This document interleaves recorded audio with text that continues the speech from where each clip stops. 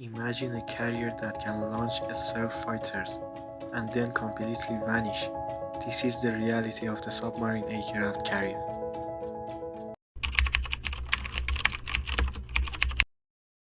Okay, what do you think it is really?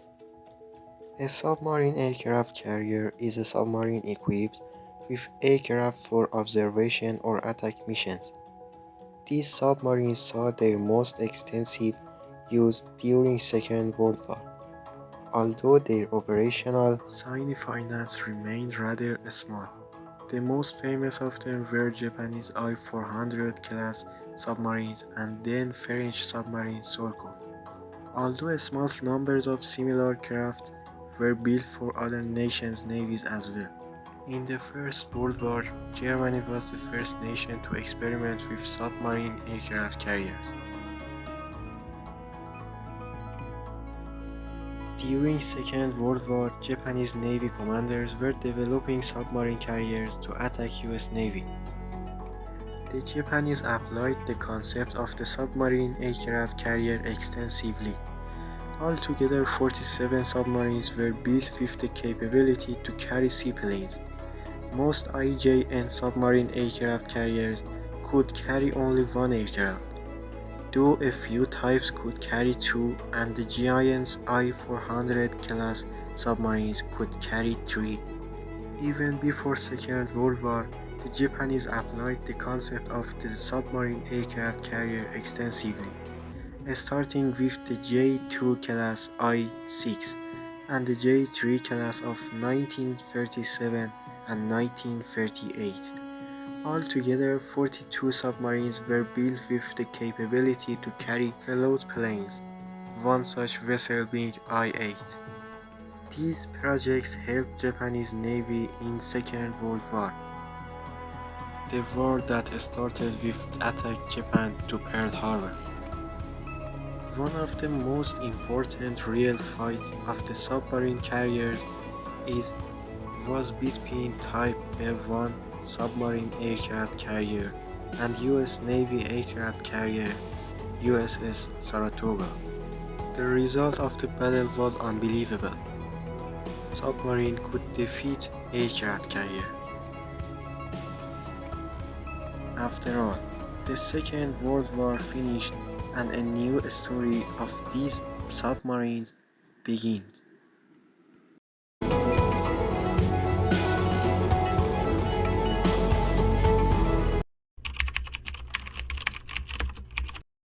Okay, in this part we will talk about why USA was trying to develop submarine carriers in Cold War. As we know, USA had success to defeat Japan with atomic bombs, and everyone had saw the power of that, and how much it was powerful and dangerous. that could destroy all of the countries in the world, like what happened to Hiroshima. So, USA and USSR Started to develop nuclear triad. A nuclear triad is a three-pronged military force structure of global range land-based intercontinental ballistic missiles, submarine-launched ballistic missiles, and strategic bombers with nuclear bombs and missiles. More broadly, it can sometimes be used to mean any nuclear force with land, sea, and air basing and more limited range. Countries build nuclear triads to eliminate an enemy's ability to destroy a nation's nuclear forces in a first strike attack.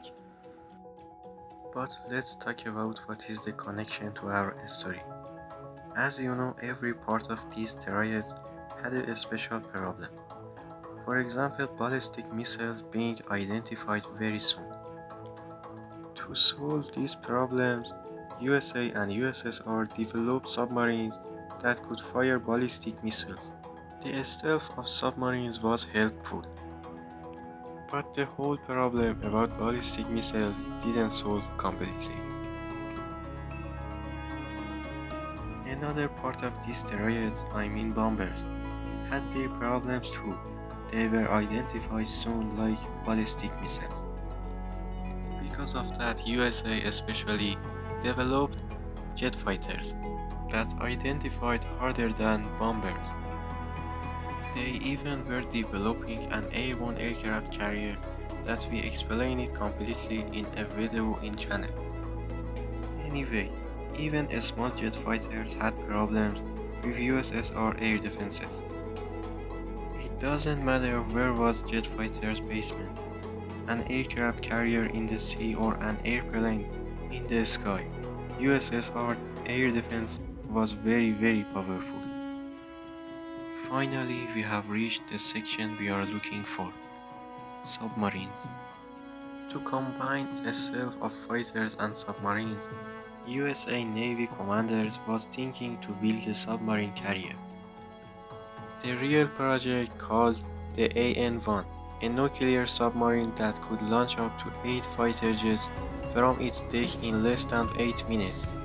Although the AN-1 nuclear submarine and aircraft carrier were never built, it was a sight to behold. Looked and felt like a highly advanced naval weapon with astonishing capabilities and was far ahead of its time.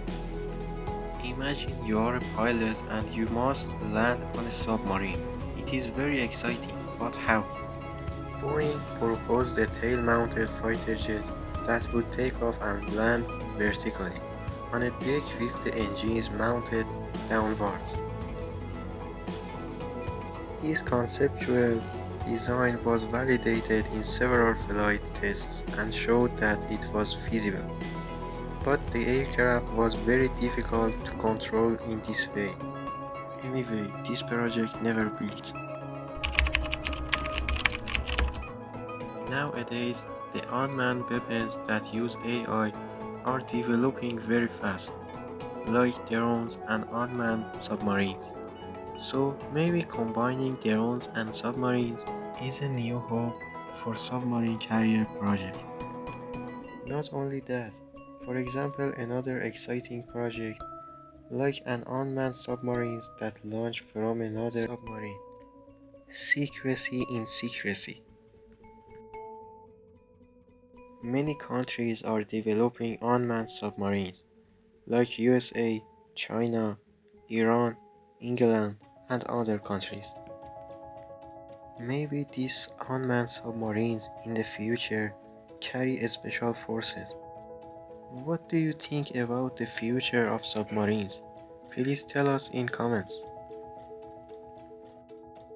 Thanks for watching until the end, and don't forget to subscribe us. And don't lose our similar video, an airborne aircraft carrier. See you next time.